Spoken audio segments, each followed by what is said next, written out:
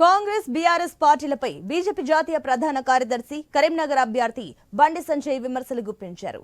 INC అంటే Italy national Congress party అని, అది బ్రిటిష్ వాళ్ళు స్థాపించిన పార్టీ అని ఆయన విమర్శలు చేశారు.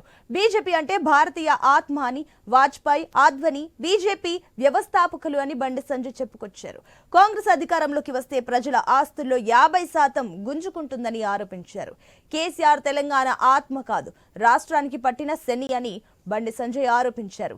కరీంనగర్ జిల్లా మానకొండూరులో బీజేపీ ఎస్సీ మోర్చా నిర్వహిస్తున్న దళిత సమ్మేళనానికి హాజరైన బండి సంజయ్ ఈ వ్యాఖ్యలు చేశారు.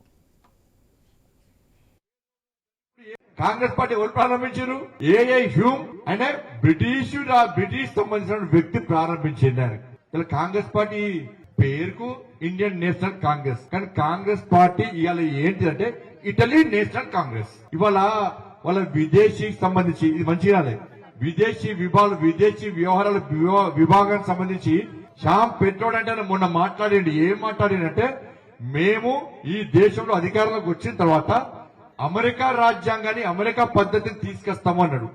ఏం పద్ధతి అమెరికాదంటే, మనం చచ్చిపోతానట మన ఆస్తి, పేదోడు ధనికుడు ఏం లేదు, ఎవ్వరు చచ్చిపోయినా ఈ దేశంలో ఎవ్వరు చచ్చిపోయినా వాళ్ళ ఆస్తులకు వెళ్ళి 45% మాత్రమే వాళ్ళకిచ్చి 55% ప్రభుత్వం కాంగ్రెస్ పార్టీ ప్రభుత్వం కూర్చుకుంటుందట.